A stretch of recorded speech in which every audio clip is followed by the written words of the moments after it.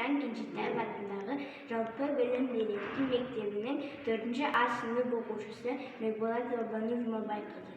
Мұқағали Мақатаев: ей өмір, дүниенің ағында, қарасында, мыңқ етпейсің, қабылдап аласың да, қарасымен шамаң жоқ таласуға.